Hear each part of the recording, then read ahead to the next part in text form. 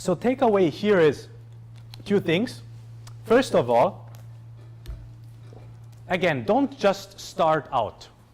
It's not just about, I have my first startup.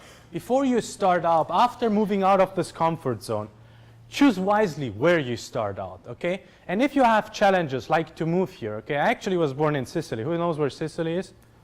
Yeah. So in Europe, it's, you know, you don't have really many options, right? Either you go to a, I must be careful what I'm saying, either you go to an organization which is also well organized, but criminal-wise, right? Or you move out of Sicily, right? So, and that's what I have chosen, right?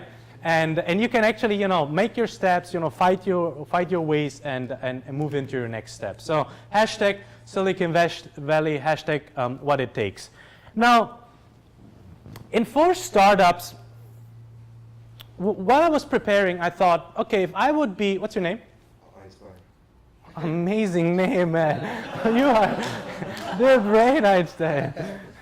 So while I was preparing, I thought, okay, if I would, you know, be Einstein, if I would sit here, right, next to Einstein, what would I have, you know, what would have motivated me? What would have shaped Tommaso 15 years ago?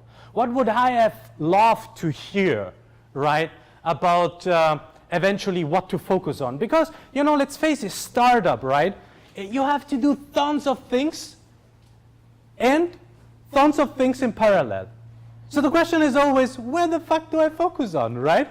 Who has already had, you know, who has actually a first startup already? Okay, who has a second startup? Cool, man. Your first, what happened to the first one? On the side. On the side? Yeah. Okay, cool. So second experience. So we, you know, I mean, you guys, you know, we have to do tons of things. So where do we have to concentrate on, right? And that's exactly what I call, easy as is, the 6 things, you know, we have to concentrate on, right? So let's start out with point number 1, what we have to concentrate on. We have to concentrate, and everybody read it, the team. But I'm not talking about, you know, you need a team. Because what does it mean actually, I need a team? What's your name? Adam. So what is it, I mean, how do you recruit a team, or what is important for you in a team? Really the willpower to keep it project. Awesome, willpower. Somebody else, what's important for a team? I think alignment of purpose. Awesome, alignment of purpose, right? Somebody else? Motivation, exactly. So it's all these points, as you know, we always read, you know, you need a team, what does it mean, right? And to me is, you know, all the points you have mentioned are right. I put the title in there, it's the mindset, right? It's the startup mindset, because startup is really a fight up to the moment that you'll make it, right? So, and it's, you know, a lot of ups and downs, and are more downs than ups, right? And this is where you want to actually go hand in hand with your team. And the mindset is something that you better qualify before you decide who is your core team member, before you decide who joins you on these trips. Now, who has had challenges already with team, frictions with team members? Okay, actually, you know, yeah, cool. That's the majority, right? So one thing that I advise here, and it happens all the time, even nowadays, is really expectation settings, you know, aligning the expectations. That's something that I really can advise you guys and share with you highly. This is the most important thing is when you build a team, ask them, what are your expectations within the next 3, 6, and 9 months? And what happens if in 3, 6, 9 months, it's not going to happen? The reason why, at the beginning, every person counts a lot, right? You have just one back-end engineer, one designer, one mobile guy, right? Right? Does it sound familiar? Yeah. Say yes if it sounds familiar. Yes. Hey guys, you have to wake up a bit. It's just Monday, 11 o'clock, right? So, does it sound familiar? Yes. Okay, that's what I hear. So, and the expectation that you align with the people, you must align them before something happens. I give you another example, right? What often the time happens. You know, a founder comes into a team meeting and say, I have finally an investor meeting, or I have a pitch, right? And you prepare for that in a meeting. Well, but what does it mean? What's your name? Tom. Tom? What do you expect if I say I have an investor meeting come and we are in a team? Probably that maybe your pitch will get better after from it, but you probably won't get. Okay, you're already very, very ripe, right? Because you take it step by step, but many people are not, right? If you go to an investor meeting, many people think maybe you are more the hustler and you talk with hacker, or you are the hacker, you talk with the hipster. You have different expectation, and they say, hey, we're going to raise funds, for instance, right? But does it happen in a first meeting? It doesn't, right? So go in and say, hey, Tom, I'm going to an investor meeting. What is your expectation? And then you align the expectation, right? Does it make sense what I'm saying? Yes. Okay, cool. You get some big yelling. Okay, cool. Mindset. So startup mindset goes over education, okay? That's key for step number 1.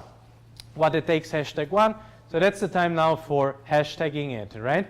So step number 2, innovation, okay? Innovation. So let me flip and reverse pitch what the innovation. Why do I put up innovation? I mean, it's like, yeah, Tommaso, it's obvious. Innovation, we read it again everywhere. I'm part of 2 accelerators where we have 250 startups coming from all over the world, right? And many business cases that we see, or many startups that we see, a very business case focus. So they focus more on the business case side, especially non-Silicon Valley company, right? If you do not innovate, the probability of you failing or not making it is very high, especially in this environment here, okay? So what's innovation? I put up a formula, and I'm following myself always a formula, even at Swag, and I'm going to tell you then later on what Swag is. Even at Swag, that says, okay, the start of the innovation is always the curiosity within a human being. Because curiosity is actually the thing, the engine, that makes you move in one direction. Say, hey, while you are laying there, wouldn't it be cool if we have televisions up there that, push you 3D animation, right? So curiosity in terms of, bringing you and taking you into the next level of thinking, right? Then out of the curiosity, what is the result of curiosity? Out of the curiosity, you get into a path of creativity. So out of the curiosity, you create something mental, right? And that's where you start basically thinking out of the box and packaging something and say, what if I could do this and that? What if I could make it faster, smarter, easier, but create a better user experience, right? So this is like the first milestone of the innovation path. Then you take this creation that you have and you put it under lean processes, okay? Lean processes does not just mean build something lean. But lean processes means also bring your product in a lean way to your customer.